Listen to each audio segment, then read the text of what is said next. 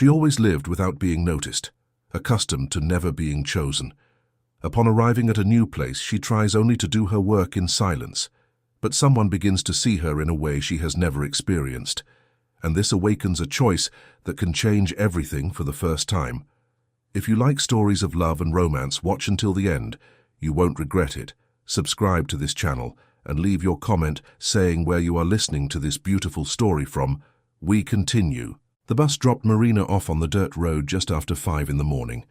Fog covered the coffee hills, and the cold cut through her skin through her thin coat. It wasn't the first time she had arrived at a place like this, carrying only a worn-out backpack and the certainty that it would be temporary. It always was. She walked the 3 kilometers to Fazenda Santa Rita, watching the landscape awaken. The singing of birds mixed with the distant sound of tractors. It was beautiful, but Marina had learned not to get attached to beautiful places. They were never hers. The main warehouse was in motion. Dozens of people were already working, selecting beans, organizing sacks. Marina recognized that rhythm. It was harvest season. A woman with graying hair approached with a clipboard. Donna Celia, the head of the selection team, looked Marina up and down. "Are you the one who called the day before yesterday?" "Yes, ma'am." "Do you have experience with coffee?" Marina hesitated for only a fraction of a second. "Not with coffee specifically, but I've worked in orange and strawberry harvests. I learn fast." Donna Celia made a sound that could have been approval or skepticism. "The work here is heavy. Either you keep up or you leave at the end of the day." "I'll keep up." There was a firmness in Marina's voice that made Celia look up.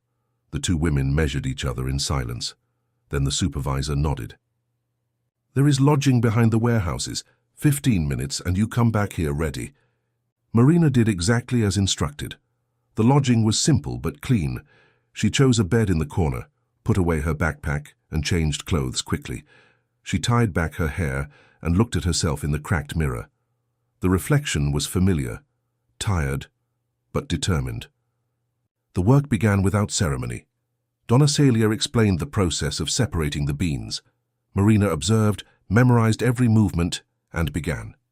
Her hands worked with precision, but her eyes absorbed everything around her. This was how she survived, understanding the environment before the environment defined her. The hours passed in concentrated silence. The sun rose, dissipating the fog, and the heat weighed down on the warehouses. Marina didn't complain, didn't stop beyond the permitted breaks. She just worked. At lunch, she noticed that Donna Celia had looked in her direction several times, not with disapproval, but with recognition. The cafeteria had long wooden tables. Marina ate in silence, listening to the conversations without participating. It was like this in the first few days.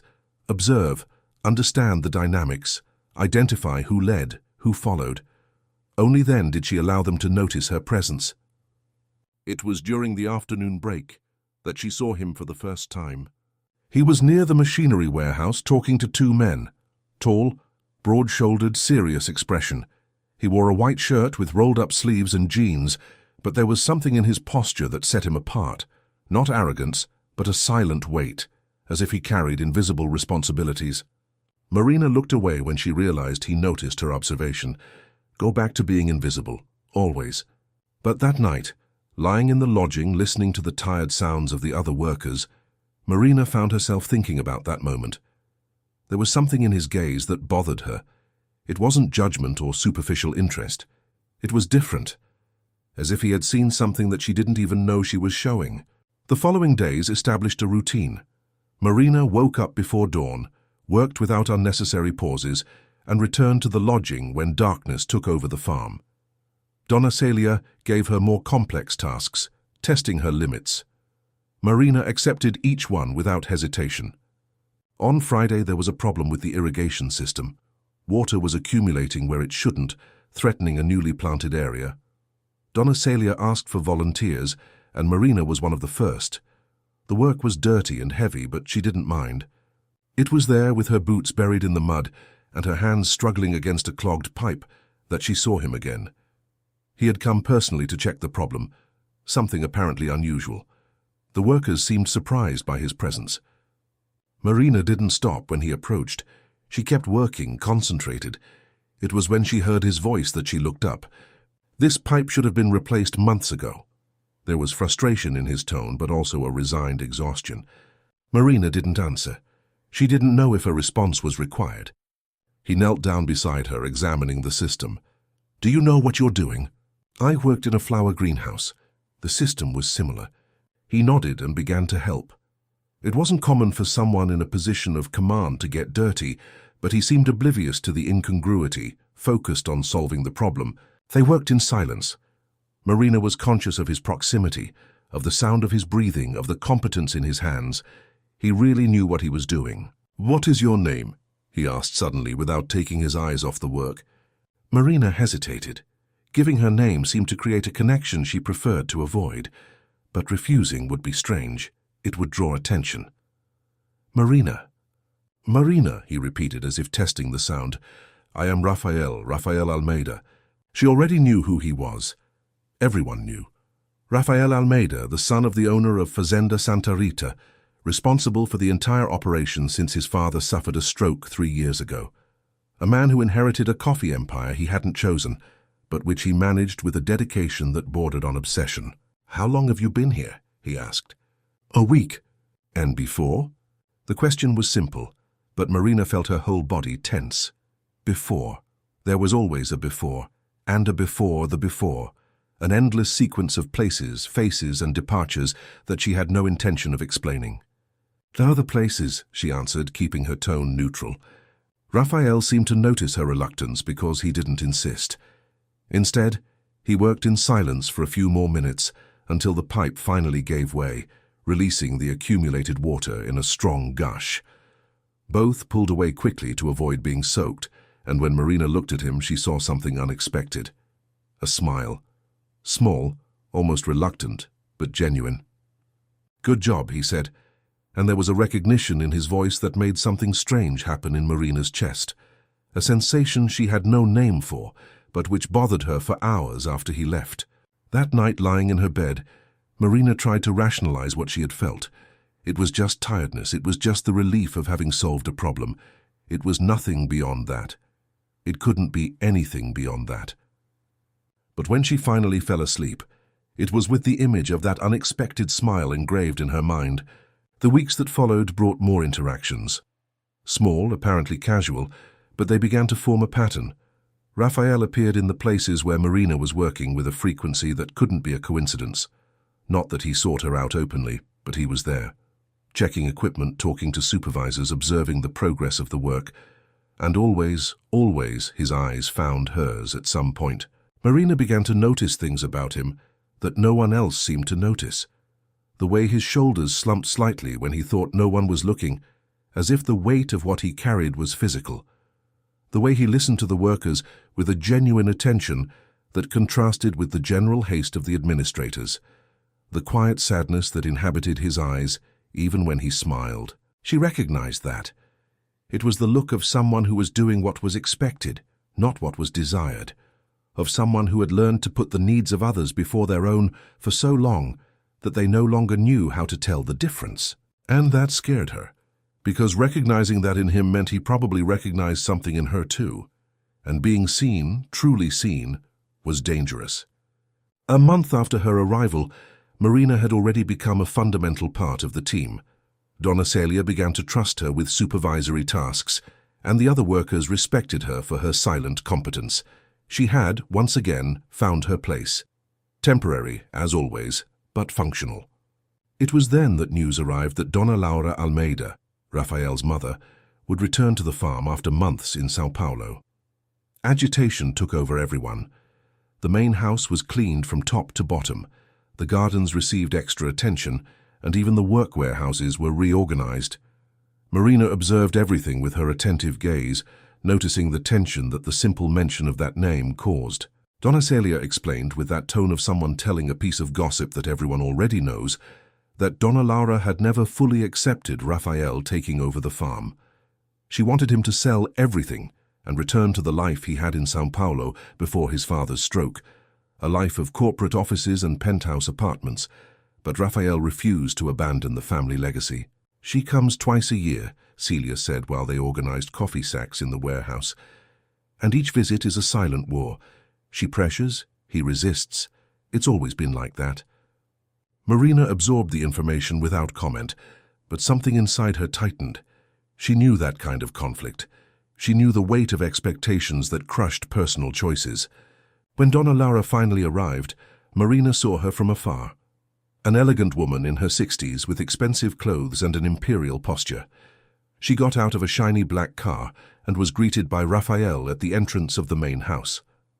The distance was too great for Marina to hear the conversation, but the body language said it all. He was rigid, defensive. She was determined, inflexible. Marina quickly looked away and returned to work. It wasn't her problem, it never would be. But that afternoon, when Raphael passed by the warehouse where she was working, Marina noticed that something had changed. He seemed more distant, more closed off. His shoulders were slumped even more, and there was a tense line in his jaw that hadn't been there before. Their eyes met for a brief second, and Marina saw something that made her stop breathing. Exhaustion. Not physical, but emotional. The exhaustion of someone who is fighting a battle they aren't sure they can win. And at that moment, something fundamental changed inside her. For the first time in years, Marina felt a desire to do something more than just survive. She felt a desire to reach out, to offer something that had no name, but that she knew he needed. But she did nothing. She just went back to work as she always did. Because allowing oneself to feel was the first step toward allowing oneself to suffer, and Marina had sworn long ago that she would never do that again. Night fell over for Zenda Santa Rita, as it always did, slow and inevitable. And as Marina lay in her narrow bed, she tried to convince herself that that tightness in her chest meant nothing, that it was just tiredness, just another day. But for the first time in a long time, she couldn't believe her own lies. Donna Laura's presence on the farm altered everything. It was as if a heavy cloud had settled in. Orders became more rigid, deadlines tighter, and Marina noticed that it came directly from him, as if he were trying to prove something. During the following days, she saw him only in passing. He was always with his mother, showing reports, explaining processes, defending decisions. Marina heard fragments of conversations. She questioned. He justified. It was on a Thursday morning that everything changed again. Marina was in the tool shed organizing equipment when Raphael entered. He looked like he hadn't slept well, with deep, dark circles under his eyes. He stopped at the entrance, surprised to find her. "Sorry," he said. "I didn't know anyone was here." Marina straightened up, wiping her hands on a cloth. "I was just finishing." He nodded but didn't leave. He stood there as if he wanted to say something but didn't know how. The silence stretched out, heavy. "Are you okay?" The words came out before Marina could hold them back. Immediately she regretted it. It wasn't her place. Raphael looked at her with an indecipherable expression. "Why do you ask?" Marina hesitated. She could back off, make some generic observation, but there was something in his eyes, a vulnerability she recognized, that kept her from lying. "Because I know what it's like to carry things that no one sees, and you are carrying a lot." The impact was visible. Raphael closed his eyes for a moment. "My mother wants me to sell everything," he said, the words coming out like a confession. "She says I'm wasting my life here. She doesn't understand that I don't want that life." Marina knew she should just listen, but something impelled her. "Then why don't you tell her that?" "Because she's my mother, because she lost my father in a horrible way, because I've spent my life doing what was expected, and now it feels like selfishness to disappoint her." The words hung in the air, charged with an intimacy that neither of them had planned. Marina felt her chest tighten. "It's not selfishness to choose your own life," she said, her voice stronger. "It's survival." Raphael stared at her as if seeing her for the first time. "You speak like someone who knows that." Marina looked away. "Everyone has their stories. And will you tell me yours?" The question was gentle but direct. Marina felt the instinct to pull back, to close herself off. But there was something in the way he looked, without pressure, just genuine interest, that disarmed her. "I was never chosen. Not by family, nor by people I thought cared. So I learned not to expect. I learned to be useful, to work hard, not to grow roots. Because roots mean expectations, and expectations mean disappointment." Raphael didn't say anything for a moment. Then he took a step forward. You are more than useful. You are extraordinary. The way you work, how you observe, how you adapt without losing who you are. It's rare. Marina felt tears burn and fought them fiercely. You don't know me, she whispered. I would like to know you. The words hung between them, a declaration and an invitation. Marina knew she should refuse, she should maintain the safe distance she always kept. But when she looked at Raphael, she saw the same fear reflected in his eyes. The fear of connecting, of opening up, of choosing something that could hurt. And maybe that was exactly why she nodded, because for the first time she wasn't alone in that fear. In the days that followed, something changed between them. It wasn't long conversations or planned meetings, but stolen moments. A shared coffee during the afternoon break. An observation exchanged about the weather. Glances that lasted a second longer than they should. Marina discovered that Raphael had a dry sense of humor that he rarely showed. That he loved the dawn when the farm was still quiet and he could walk through the coffee fields alone. That he read poetry but was embarrassed to admit it. That his favorite food was the canjiquinha that the farm cook made on cold nights. And Raphael discovered things about her too. That she was afraid of heights, but never refused jobs in high places because she didn't want to seem weak. That she drew small sketches in notebooks that she kept hidden. That she had learned to read on her own at age 10 in a public library. That she liked silence but not loneliness. Donna Laura observed everything with hawk eyes.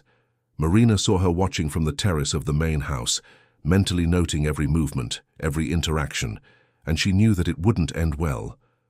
It was on a Saturday afternoon that the storm finally broke.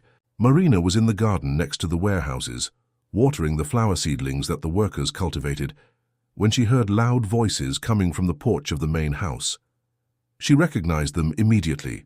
Raphael and Donna Laura were arguing. You are getting involved with an employee. Donna Laura's voice cut through the air like a blade.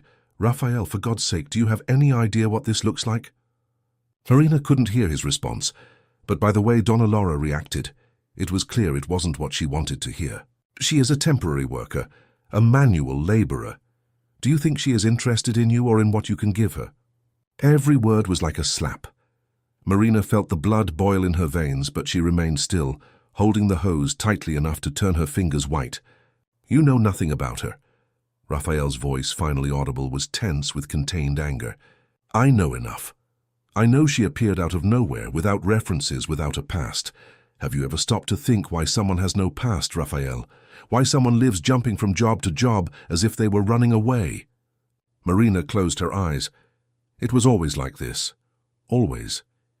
It didn't matter how much she worked, how much she strove to be invisible, not to cause problems.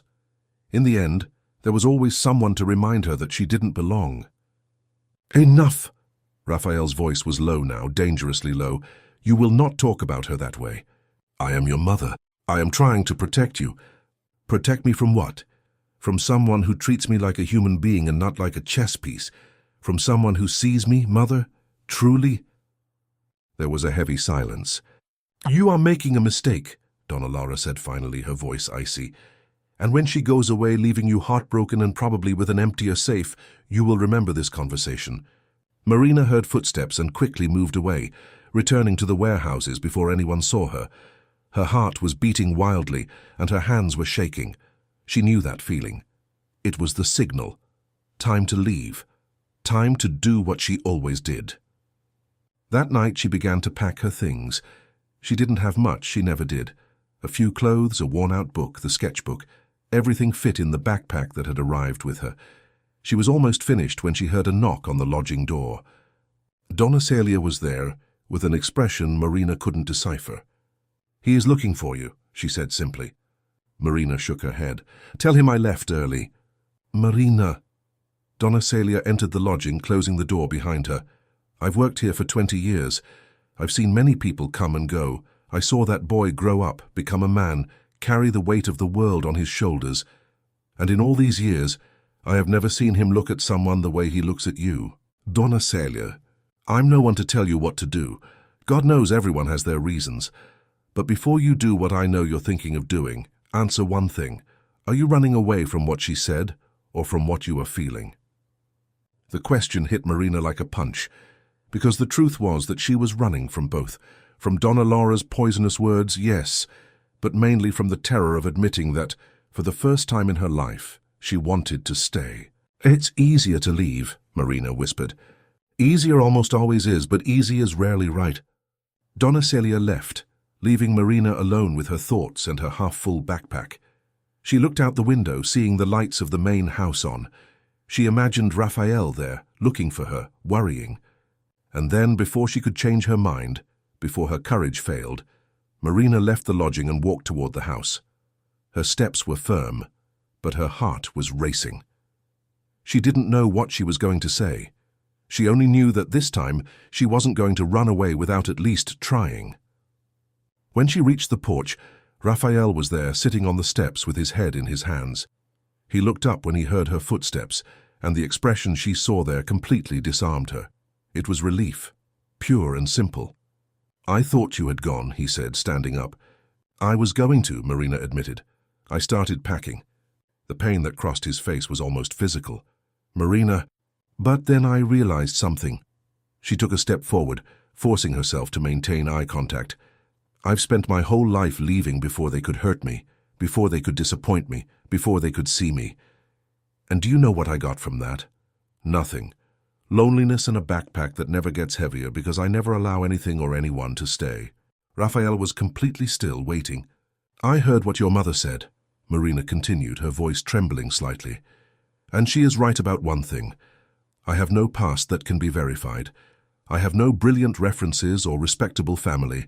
I am exactly what I appear to be. Someone who works for daily wages, who lives from farm to farm, who has no roots. I don't care about—" "But she is wrong about something else," Marina interrupted him, and her voice gained firmness. "She is wrong about why I am here. I am not interested in your money or your position. I can barely believe that I am interested in you, because that goes against everything I learned about survival. But I am, and that terrifies me." The silence that followed was dense with emotion. Raphael took a step forward and then another, until he was close enough for Marina to feel the heat of his body. "You terrify me too," he said, his voice husky, "because you are the first person in years who wants nothing from me, besides me. You don't care about the farm, the money, the name. You see me. And I've spent so much time being only what was expected that I don't even remember who I was before all this." Marina felt tears roll down her face, but this time she didn't try to hide them. "I don't know how to do this," she confessed. "I don't know how to stay, how to trust, how to believe that this won't end in another disappointment." "I don't either," Raphael admitted, and there was a brutal honesty in his words. "But maybe we can learn together." He held out his hand, not like someone demanding, but like someone offering. A choice, a possibility.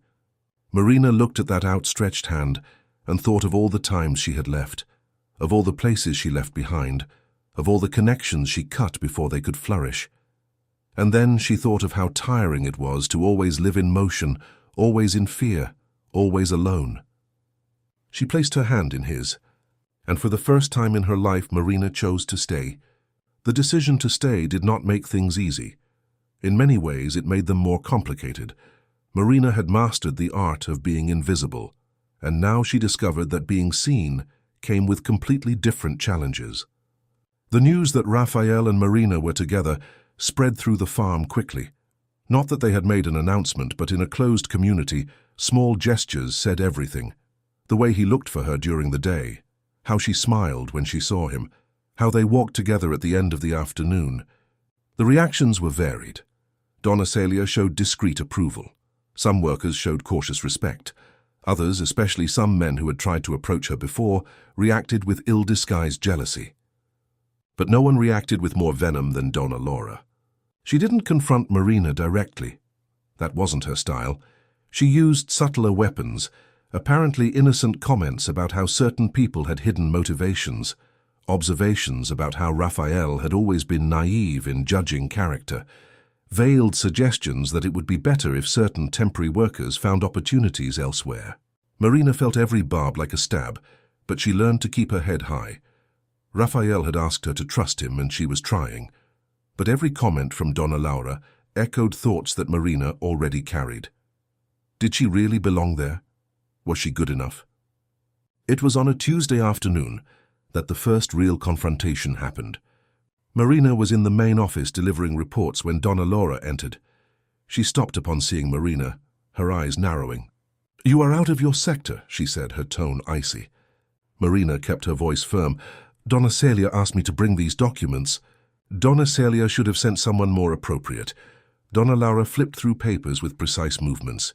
"Tell me, Marina, how long do you intend to continue with this farce?" Marina's blood ran cold. "I don't understand." "Don't insult me.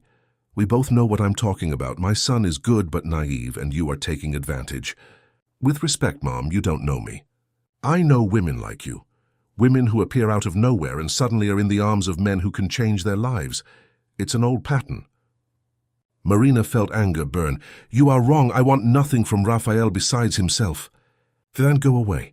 If you really care, leave. Let him move on. Marry someone suitable." The words hit Marina with force. Shame, that was what she represented. "I am not going away.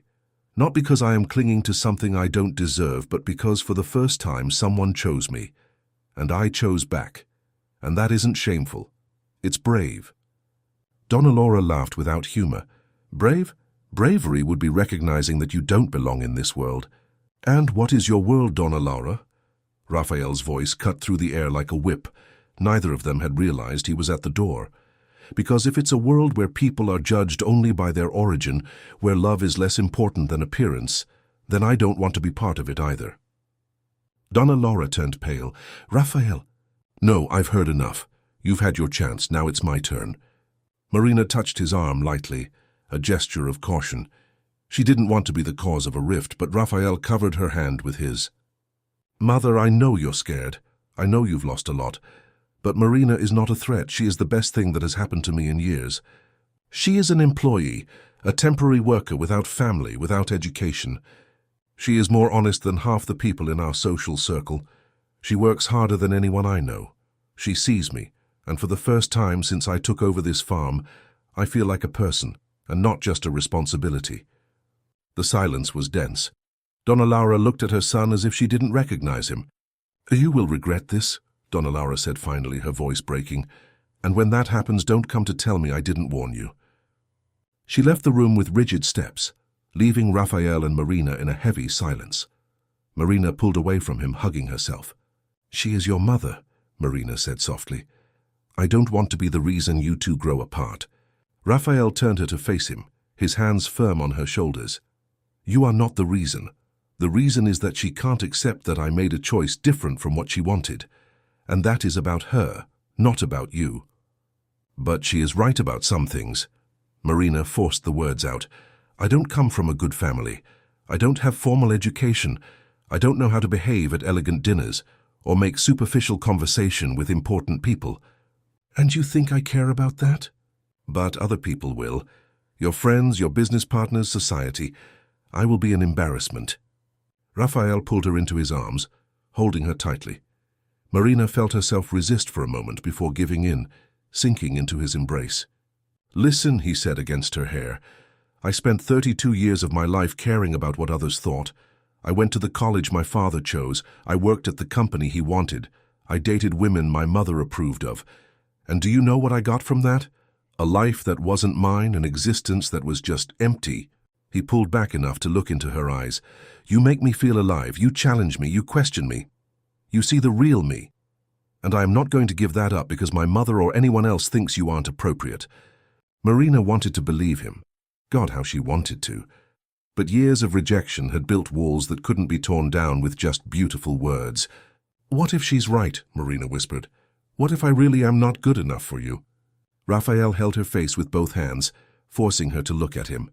"You are more than good enough. You are incredible. And one day, I'm going to make you believe that." In the weeks that followed, Raphael proved to be a man of his word. He didn't hide his relationship with Marina, nor did he ask her to be different from who she was. When there were events at the farm, he included her, even knowing that some people would look with disapproval. When his mother made malicious comments, he defended her, calmly but firmly. And gradually, Marina began to see changes. not only in the world around her but within herself. She began to hold her head up more often, to speak her mind when before she would have stayed silent, to occupy space instead of trying to be invisible. Raphael was changing too. The constant tension in his shoulders began to diminish. He smiled more, laughed more easily. He began to make decisions about the farm based on what he thought was best, not what he thought others expected. But not everything was positive, romantic transformation. There were real practical challenges. Marina was still a temporary worker, technically. She slept in the lodging with the other female employees, woke up before dawn to work, and officially, nothing had changed in her position. It was Donna Celia who finally approached the subject. "This can't continue like this," she said to Raphael one afternoon, while Marina was working in another sector. "It's not fair to her. People are starting to talk, and not in a kind way." Raphael knew she was right. The situation was unsustainable, but making official changes would mean directly confronting his mother, who still had a significant stake in the property. It was Marina who made the decision for him. "I want to work for real," she said one night while they walked through the coffee fields under the moonlight. "I don't want to be seen as someone who is here only because of you. I want to earn my place." "You already earned your place. Donna Celia told me you are the best employee she has ever had. Then give me a real position, with real responsibilities, appropriate salary, contracts. I want to be able to look anyone in the eye and know that I deserve to be here." Raphael stopped walking, staring at her with a mixture of admiration and surprise. "Are you sure?" "Absolute. If we're going to do this, let's do it right." And that was how Marina officially became quality supervisor, a new position, created specifically to take advantage of her skills of observation and precision. It wasn't easy. Some of the older workers resented the fact that someone who had arrived only a few months ago was now in a supervisory position. Others supported her, recognizing her competence. Donna Laura, when she found out, practically combusted, but Raphael stood firm. It was a business decision based on merit, he explained, and Marina's performance in the first few months proved he was right. But there was still an obstacle that neither of them had fully anticipated: Marina's past. She had never lied about not having family or references, but she had also never explained why. And when the private investigator Donna Laura hired began to ask questions, the answers he found threatened to destroy everything Marina and Raphael were building. It was on a Saturday morning that Raphael received the report. Marina was working, unaware of what was to come. He read the pages once, twice, 3 times, trying to process the information. Marina had grown up in a state orphanage in Recife. She had never been adopted, despite several attempts that failed for reasons ranging from health problems to families changing their minds. At 16, she ran away, living on the streets for almost a year before getting her first job at a fair. Since then, she had worked in more than 20 different places, never staying more than 6 months in each one. But what caught Raphael's attention most was the reason she had run away from the orphanage.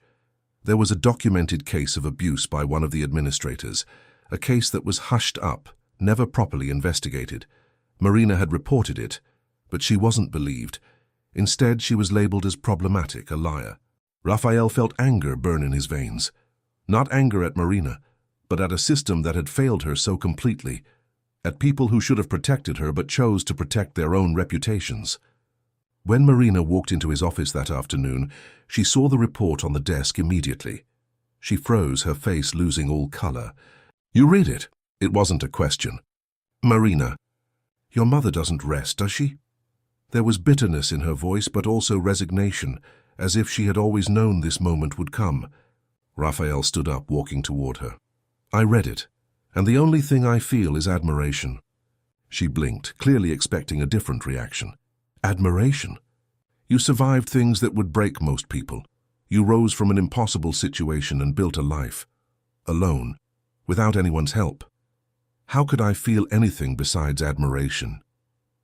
Marina felt tears fill her eyes. "I didn't tell you because I'm ashamed. Not of what happened to me, but of not being strong enough to stop it, of having run away instead of fighting." Raphael pulled her into his arms. "You were a child, and running away is sometimes the bravest thing we can do." She cried then, truly cried, for the first time in years. She cried for the girl she had been, for the choices she didn't have, for the injustices she suffered. And Raphael held her, letting her release years of accumulated pain. When the tears finally stopped, Marina pulled back, wiping her face. "Your mother will use this against me," she said. "She will say I'm a homeless person, a fugitive, someone with a problematic past." "Then let her say it." Raphael held her hands. "Because I will be by your side telling the truth, that you are a survivor, an incredible woman who overcame obstacles that most people can't even imagine." Marina looked at him, seeing the determination in his eyes, and for the first time allowed herself to believe. Not completely, not yet, but enough to keep trying. "I love you," she said suddenly, the words coming out before she could think them. "I didn't want to, I tried not to want to, but I love you." The smile that lit up Raphael's face was like the sun rising. "I love you too, since the day I saw you fixing that irrigation system with a fierce determination in your eyes." They kissed then, a kiss that sealed not only their love but their choice to fight for it. It wouldn't be easy. There were still obstacles ahead, conflicts to face, prejudices to overcome. But for the first time in their lives, neither of them was alone in the fight, and that made all the difference. The revelation of Marina's past should have been the final point, but it became the turning point. Raphael not only accepted her story, but defended it with a ferocity that surprised everyone. And that defense changed the dynamics on the farm. Donna Laura, realizing that exposing Marina's past had failed, became even more determined. She would try other means. It all started with small things.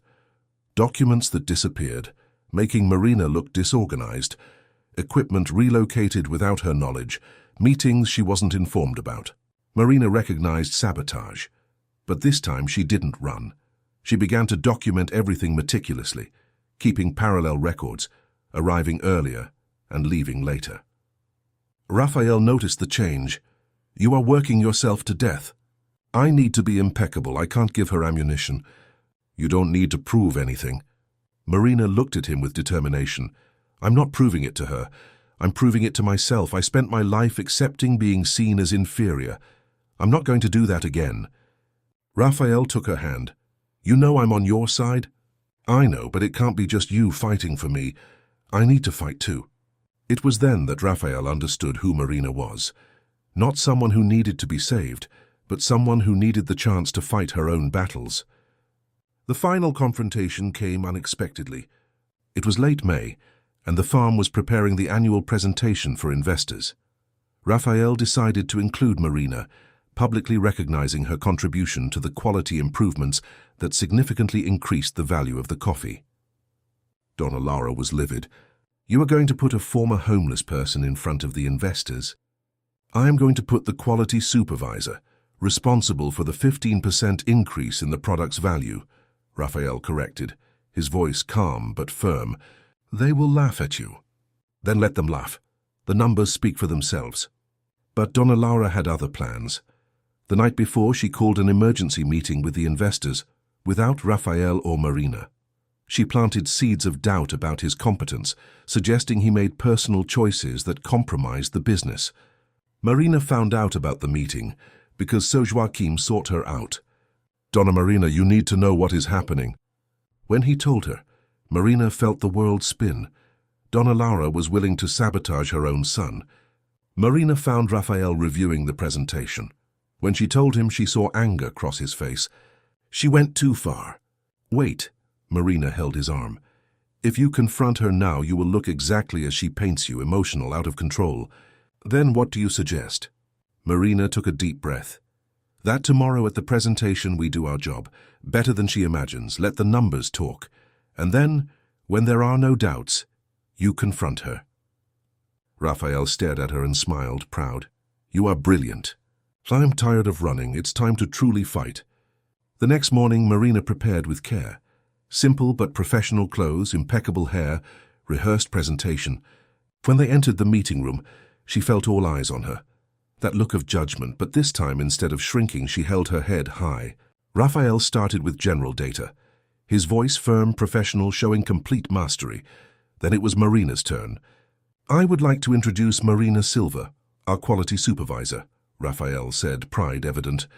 "Marina implemented a new system that revolutionized our operation."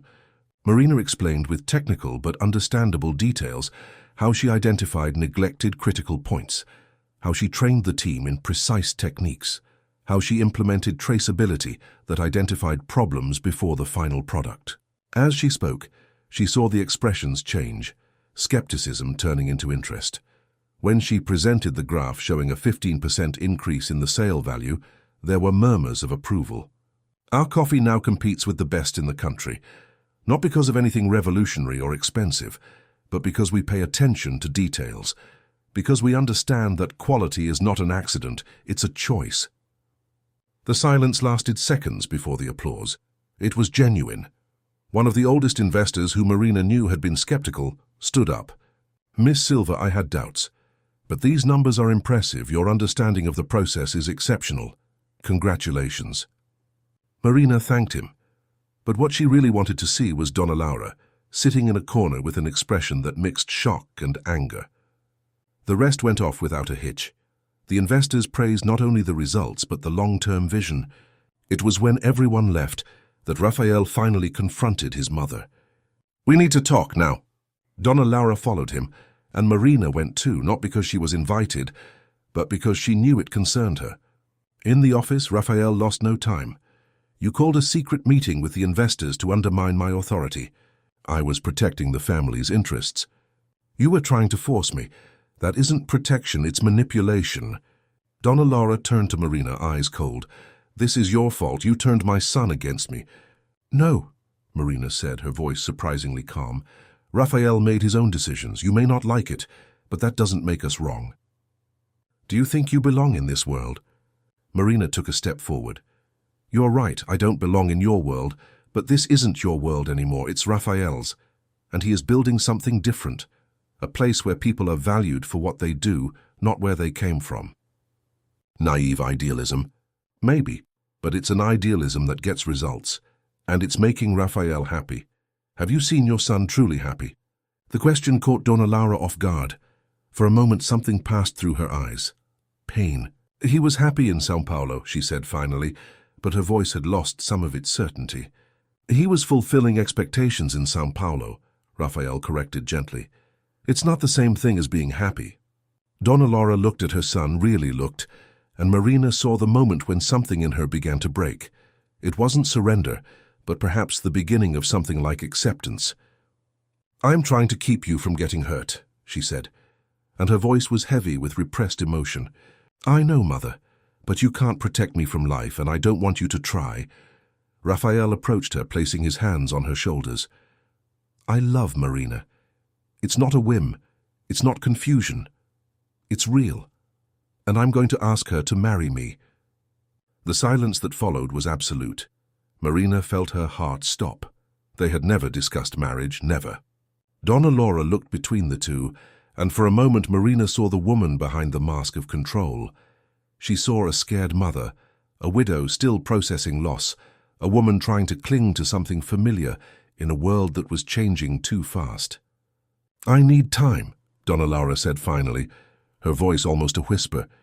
"You have time," Raphael replied, "but you don't have a veto. This is my life, my choice, and I choose Marina." Donna Laura nodded slowly, then left the office without saying anything else. When the door closed, Raphael turned to Marina, who was clearly in shock. You didn't have to do that," she said. "You didn't have to make it public that way." "I wanted to make it public," Raphael said, approaching her. "Because it's true, I'm going to ask you to marry me, Marina. Maybe not today, maybe not tomorrow, but soon. Because I can't imagine my life without you." Marina felt tears fill her eyes, but they were tears of an emotion she had no words to describe. Joy mixed with fear, hope tempered with incredulity. "I'm still learning to believe that I deserve to stay," she confessed. "That I deserve this, you." Raphael pulled her into his arms. "Then let's learn together, because I'm learning too. Learning to make choices that are mine, not my family's or society's. Learning that love isn't a transaction, it's a choice we make every day." They stayed like that for a long time, embraced in the silence of the office, each holding the other as if they were the only solid thing in a world that didn't stop changing. Outside, the sun began to set over the coffee fields. painting the sky in shades of orange and pink. The farm continued its steady rhythm, indifferent to the human dramas unfolding in its territory.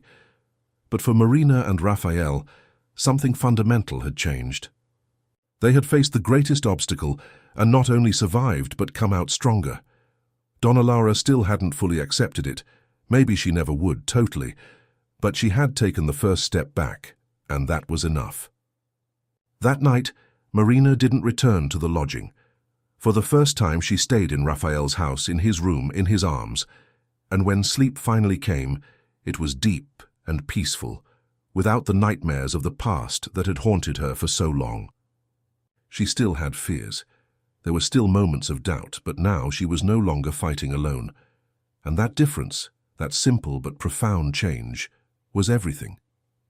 In the days that followed, Marina noticed small changes.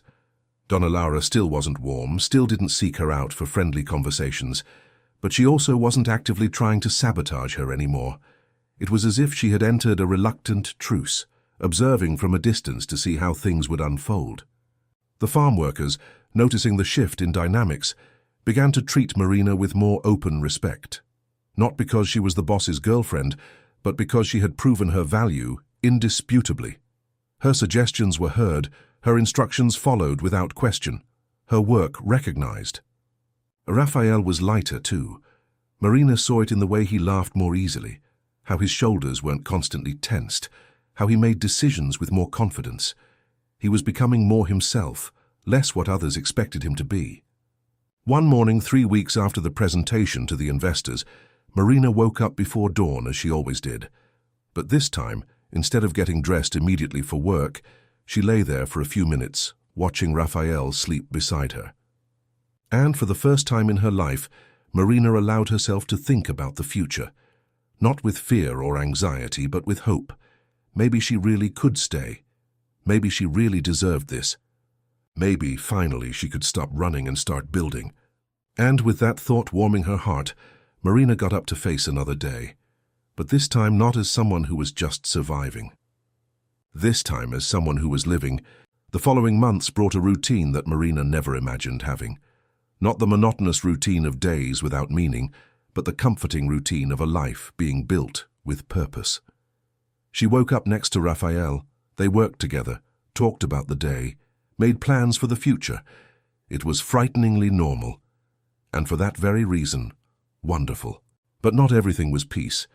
There were challenges that tested the solidity of what they were building. One of them came in the form of Rodrigo Mendes, a businessman from São Paulo who had been a college friend of Raphael's. He showed up one August afternoon, unannounced, in an imported car, and with a confident smile that Marina immediately mistrusted. "Rafa," he shouted, hugging Raphael. "Man, it's been so long, you disappeared from the civilized world." Raphael laughed, but there was tension in his shoulders that Marina recognized. "Rodrigo, what a surprise." "Business, friend. Always business." Rodrigo looked around, his eyes passing over Marina before returning to Raphael. "But I also wanted to see this transformation everyone's talking about. The great Rafael Almeida turning into a farmer." There was something condescending in his tone that made Marina clench her fists. Raphael noticed it too. "I didn't turn into anything, I've always been this." Rodrigo laughed as if it were a joke. "Look, let's have dinner tonight. I have a proposal that will interest you." Raphael hesitated, looking at Marina. She forced a smile and nodded. "Marina can come too," Raphael said. It wasn't a request. Rodrigo looked at her, evaluating her quickly. "Sure, the more the merrier." Dinner was tense from the start. Rodrigo chose the most expensive restaurant in the neighboring city, where Marina felt completely out of place. He wore a suit that cost more than she earned in 3 months. During the meal, he dominated the conversation, talking about people Marina didn't know, places she had never visited. And he always steered it back to São Paulo, to the life Raphael left behind. "Remember Fernanda Tavares? Still single, beautiful as ever." Raphael stiffened. "Rodrigo, I'm just updating you. By the way, did you hear about the position that opened up at the consultancy? Vice presidency, 6-figure salary. It would be perfect. I have a job. You have a coffee farm in the countryside." Rodrigo said this as if it were shameful. "Rafa, you have much more potential than..." This. Marina felt every word like a slap. This didn't refer only to the farm, it referred to her too. This farm is worth more than any position, Raphael said, his voice low but firm. And the people here are worth more than any salary. Rodrigo laughed without humor. You are romanticizing. In a few years you'll regret wasting your potential. I am not wasting anything. Raphael took Marina's hand over the table. I am living the life I chose with the woman I love, doing work that has meaning. That isn't waste. It's fulfillment. The silence was heavy. Rodrigo looked between them, understanding he wouldn't get what he wanted. I see, the offer stands. When you change your mind, call me. They finished in awkward silence. When Rodrigo's car disappeared, Marina let out her breath. Sorry. He tried to convince you to go back. And he failed completely. Raphael turned to her. Marina, I don't want that life. I don't want São Paulo, consultancy, none of that world. I know, but he is right about some things. You had a brilliant career. I am doing important things. Producing coffee that sustains families, preserving a legacy.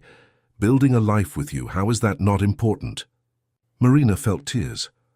Have you ever thought that maybe one day you'll look at me and wonder why you chose this instead of all the possibilities? Raphael pulled her close with force. Never.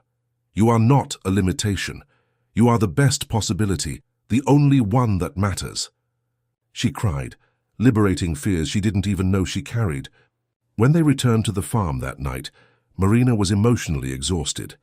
But there was also a new clarity. Rodrigo had been a test, a last temptation from Raphael's old world, and Raphael had passed without hesitation. In the following days, Marina began to allow herself to dream.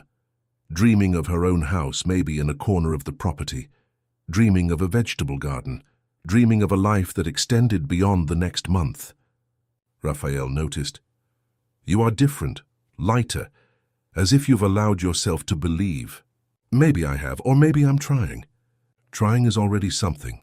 They walked in silence before Raphael stopped, looking at the horizon where the sun was disappearing. I want to show you something. He led her along a path until they reached a clearing at the top of a hill. From there, one could see the entire farm stretching out below. This is my favorite place. I want to build something here, a house, ours, a place where we can build a life together. Marina felt her heart race. Raphael, he was nervous. Raphael Almeida, who faced investors with confidence, was nervous. I had a script in my head, a perfect moment. But being here now in this place that means so much, with you by my side, I realize it doesn't need to be perfect. It just needs to be true. Marina could barely breathe. You saved me, Marina. Not in the romantic way of the movies, but in a real way. You saved me from a life that wasn't mine.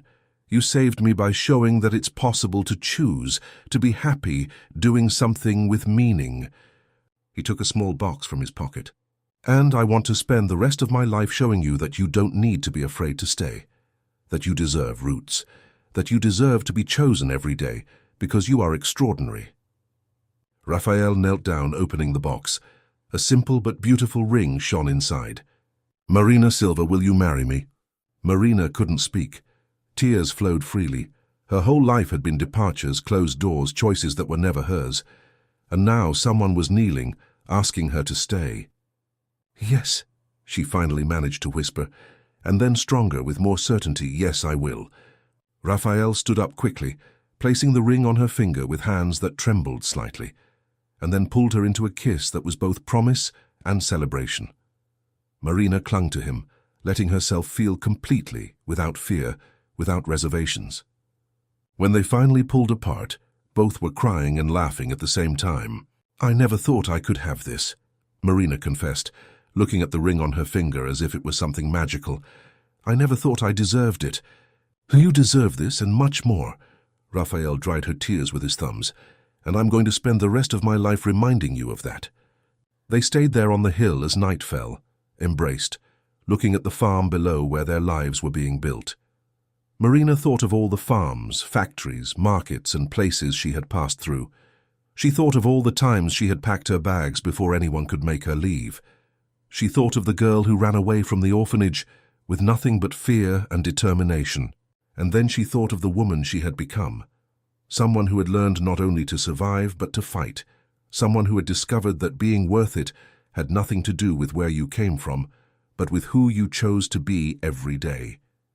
"I love you," she said, the words coming out easier now than they used to. "I love you so much it scares me sometimes." "I'm afraid sometimes too," Raphael admitted. "Afraid of disappointing you, of not being what you need. You already are what I need, you see me truly, and that is everything." They began to walk down the hill holding hands, and Marina knew there would still be challenges. Donna Laura still needed to be completely won over.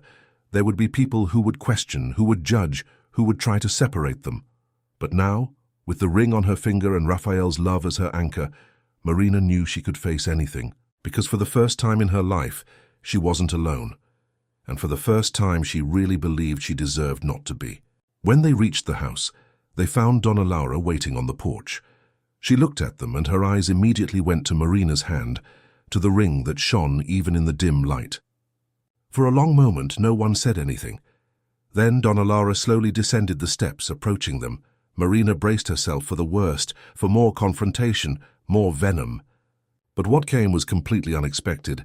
"Congratulations," Donna Laura said, her voice carefully neutral. She looked at Marina, and there was something in her eyes that wasn't there before. It wasn't complete acceptance. Maybe it never would be. But it was a recognition, a beginning. "Thank you, Donna Laura," Marina replied, keeping her voice respectful but firm. Donna Laura nodded, then looked at Raphael. "Your father would have been proud, not of the choice necessarily, but of the courage to make it." And with that, she went back inside the house, leaving them on the porch. Raphael squeezed Marina's hand, and both understood what that meant. It wasn't total approval, but it was peace. It was the beginning of something new. That night, lying together, Marina looked at the ring on her finger in the darkness. She thought about how life could change, how a person who spent years running could finally find a place to call home. "Are you okay?" Raphael asked softly, sensing her stillness. "I'm more than okay," Marina replied, and it was true. "I'm happy, truly, completely happy." And for the first time in her life, when she said those words, there was no doubt or fear hidden behind them. Just the simple, pure truth of someone who had finally found her place. Her home, her person, her life, and she was never going to run away again. The months leading up to the wedding were unlike anything Marina had imagined. Not because of the typical bustle, but because of how every decision became an affirmation of who they were together. They wanted something authentic that reflected the journey they had traveled. Raphael suggested getting married at the farm, in the clearing where he had proposed. Marina loved the idea. There would be something poetic about officially starting their life together in the place where she had said yes. But organizing a wedding revealed complexities Marina hadn't anticipated. There was the question of her family, or rather, the lack of it. While Raphael had cousins, uncles, and friends, Marina had only the people from the farm, and that bothered her. It was Donna Celia who noticed. "You are worried about something." Marina hesitated, then decided to be honest. "I have no family to invite. On my side of the church it will be empty." Donna Celia set her pen aside. "And you think that matters?" "It matters when half will be full of people who have known Raphael forever. You have a past, dear. You just don't have the kind people expect." Donna Celia walked to the window. "I see a woman who built herself from zero, who had nothing handed to her but found a way to prosper. That is worth more than any family tree." Marina felt tears. "Thank you. And you have family now. You have everyone on this farm who respects you. You have Sir Joachim who treats you like a daughter, and you have me." Marina couldn't hold back the tears this time. Donna Celia hugged her, letting her cry, and Marina realized something fundamental. Family wasn't just blood. It was choice. It was the people who stayed, who supported, who cared. The conversation with Donna Laura was inevitable, but it came in an unexpected way. It was she who sought out Marina, not the other way around. It was a Saturday afternoon, and Marina was in the garden next to the main house, choosing flowers to test arrangements for the wedding, when Donna Laura appeared. She wore simple clothes, without her usual jewelry and formality, and there was something different in her posture. "Can I help?" she asked. And the question was so unexpected that Marina almost dropped the vase she was holding. Sure, thank you. They worked in silence for a few minutes, Donna Laura surprisingly skilled with the arrangements. Finally, she spoke. I was unfair to you. Marina stopped what she was doing, looking at the older woman with surprise. I was scared, Donna Laura continued, her hands busy with the flowers but her voice heavy with emotion. When Antonio got sick, when I realized I was going to lose him, I clung to Raphael in a way that wasn't healthy. He became not just my son, but my project, my way of maintaining control over something in a life that was falling apart. She stopped, taking a deep breath. And when you appeared, when I saw he was choosing a life different from what I had planned, I saw it as a threat, not to you specifically, but to the control I thought I still had. Marina didn't know what to say, so she remained silent, letting Donna Laura speak. But in the last few months, I've watched the two of you. I've seen how he is happy in a way he never was in São Paulo. I've seen how you work, how you care not just about him, but about this farm and the people here. And I realized I was wrong. Donna Laura finally looked at Marina, and there were tears in her eyes. You are not taking my son away from me. You are giving him a life he chose, and that is a gift I should be thankful for, not fight. Marina felt her heart tighten. I never wanted to replace you, I never could. I know that now. Donna Laura wiped her eyes discreetly. And I want to apologize for the horrible things I said, for the things I did. You didn't deserve any of that. Thank you for saying that. There was a silence, not uncomfortable, but full of new possibilities. I would like to help with the wedding, Donna Laura said finally. If you'll let me, not to take over or control, but to participate. As the mother of the groom should. Marina smiled genuinely. I would love that. And so between flower arrangements and honest conversations, two women who had started as enemies found the beginning of something that could in time become family. The final preparations for the wedding became a community effort. So Joachim and the other older men on the farm built a simple but beautiful altar in the clearing. The women from the lodging sewed decorations using flowers that grew on the property itself. Donna Celia took charge of the food, ensuring there would be plenty for all the guests. And Donna Laura, surprisingly, became a valuable ally. She used her contacts to get local musicians, helped Marina choose a simple but elegant dress in a boutique in town, and even offered family jewelry for Marina to wear on the day. These pearls belong to my grandmother, Donna Laura said, placing the delicate necklace in Marina's hands. She wore them on her wedding day, and I wore them on mine. It would be an honor if you wore them too. Marina held the pearls with reverence, understanding the weight of that gesture. It wasn't just a necklace, it was acceptance. It was an invitation to be part of the family's history. I will take care of them as if they were mine, Marina promised, her voice choked. They are yours now, Donna Laura corrected gently. Welcome to the family, Marina. When the wedding day finally arrived, Marina woke up with a peace she had never experienced. There was no nervousness, no doubts, just a deep certainty that she was doing the right thing. The women from the lodging helped her get ready, transforming the small room into a makeshift dressing room full of laughter and happy tears. Donna Celia pinned the simple veil in her hair, and Donna Laura placed the pearl necklace on her neck with surprisingly gentle hands. You look beautiful, Donna Laura said, and there was genuine emotion in her voice. My son is a lucky man. Marina looked at herself in the mirror and almost didn't recognize the woman staring back, not because of the dress or the makeup, but because of the sparkle in her eyes. For the first time in her life, she saw someone who belonged, who was loved, who had a future. The walk to the clearing was accompanied by soft guitar music. The guests were standing in a semicircle around the altar, and Marina saw familiar faces, some more intimate than others, but all there to celebrate her, to celebrate them. And then she saw Raphael, standing next to the altar, wearing a simple but impeccable suit with eyes that visibly shone with tears. When their eyes met, he smiled that smile she had learned to love, and Marina felt her heart overflow. Donna Celia walked by her side, taking the role of the one who would give her away. And when they reached the altar, she whispered, "Be happy, my daughter. You deserve it." The ceremony was simple but deeply meaningful. The priest, an elderly man from town who had known the Almeida family for generations, spoke about love, commitment, and choice. About how true love wasn't found, but built day after day, choice after choice.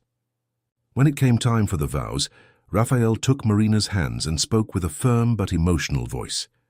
"Marina, when you arrived here, I was living a life that wasn't mine, fulfilling expectations I never questioned. You taught me that it's possible to choose, that it's possible to be happy doing what we love, next to whom we love. You gave me the courage to be myself, and I promise to spend the rest of my life giving you the same freedom, to be who you are, without fear, without shame. I choose you today, and I will choose you every day that remains for me." Marina felt tears flow freely down her face as she held his hands. "Rafael," she began, her voice trembling but strong, "I spent most of my life running from places, from people, from myself.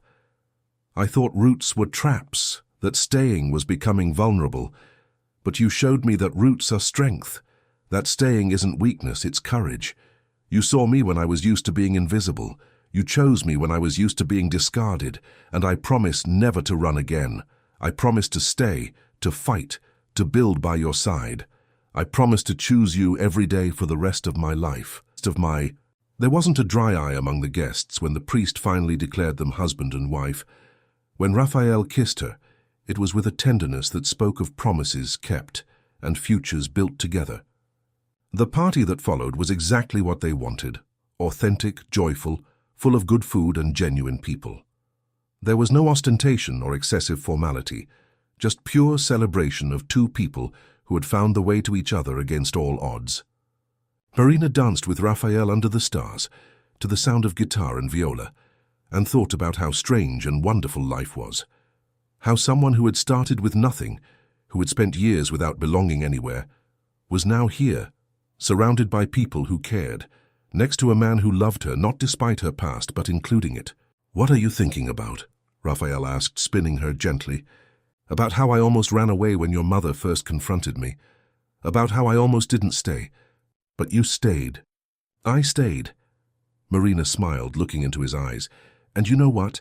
For the first time in my life, I'm not afraid of tomorrow, because I know that, no matter what happens, I'm not going to be alone." "Never again," Rafael promised, kissing her forehead. "We're going to face everything together." As the night progressed, Marina saw Donna Laura dancing with Sir Joaquim, laughing at something he had said. She saw Donna Celia coordinating the food with the efficiency of a general, but with a smile on her face that revealed pure joy. She saw the farm workers, people who had become her chosen family, celebrating with genuine enthusiasm, and she realized something fundamental. She had built this, not alone, but through her choices, her courage, her refusal to give up even when it would have been easier. She had transformed a series of temporary departures into something permanent. She had transformed fear into love. Months later, when the house in the clearing was finally ready, Marina and Rafael moved in together. It was a simple house, but built with love and purpose. It had large windows that looked out over the coffee fields, a cozy kitchen where Marina discovered she liked to cook, an office where Rafael could work, and a bedroom with a view of the sunrise. One morning, about 6 months after the wedding, Marina woke up before Rafael, as she always did. But instead of getting up immediately, she lay there, watching the dawn light paint the room gold. She placed her hand on her still flat belly, where a new life was beginning to form, and smiled. She was going to tell Rafael today about the baby on the way, about this new adventure that awaited them, and unlike everything in her previous life, she wasn't scared. She was hopeful, excited, ready. Rafael stirred beside her, waking up slowly. When he opened his eyes and saw her looking at him, he smiled, that sleepy smile she loved. "Good morning, my love." "Good morning?" Marina turned to face him completely. "I need to tell you something." "What?" he asked, still half asleep. "I'm pregnant." Rafael went completely still for a moment, processing the words. Then his eyes widened, filling with tears, and he pulled Marina into his arms with a force that took her breath away. "Really? Are you sure?" "Absolute. I took 3 tests yesterday. He laughed, a sound full of pure joy, and spun her on the bed, kissing her face, her neck, her belly. We're going to have a baby. Marina, we're going to be parents. We are, she confirmed, laughing with him, crying with him, sharing that moment of pure happiness. Later that day, they told the news to Donna Laura. She cried openly, hugging Marina with a strength that surprised both, and whispered, "Thank you. Thank you for giving my son a family. For giving me a grandchild." Donna Celia organized a small celebration on the farm, and everyone celebrated the news as if it were theirs too. Because in a way it was. That child would be raised by a community, loved by people who had chosen to become family. And while Marina stood there, surrounded by people she loved, with Raphael's hand holding hers and the promise of a new life growing inside her, she thought of all the versions of herself she had been over the years. The scared girl in the orphanage, the teenager who ran away to the streets, the young woman who jumped from job to job, always carrying a backpack ready for the next departure, the woman who arrived at Fazenda Santa Rita thinking it would be just another temporary stop. And finally, the woman she was now. Someone who had learned that courage wasn't never being afraid, but choosing to stay despite it. Who had discovered that being worth it had nothing to do with where you came from, but with who you chose to be. Who had understood that family wasn't just blood, but choice, commitment, and love. She hadn't been saved. She hadn't waited for someone to save her. Instead, she had saved herself one day at a time, one choice at a time, and in the process she had found not only a man to love, but a home to finally call her own. That night, as the sun set over the coffee fields once more, painting the sky in impossible colors, Marina stood on the porch of her house with Raphael by her side and thought, "This is happiness.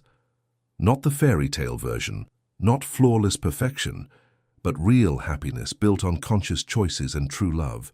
And for the first time in her life, when she looked at the future, she didn't see fear or uncertainty. She saw possibilities. She saw a life that was just beginning. She saw a home that was finally hers. Marina Silva had spent years looking for a place where she belonged, and in the end, she discovered that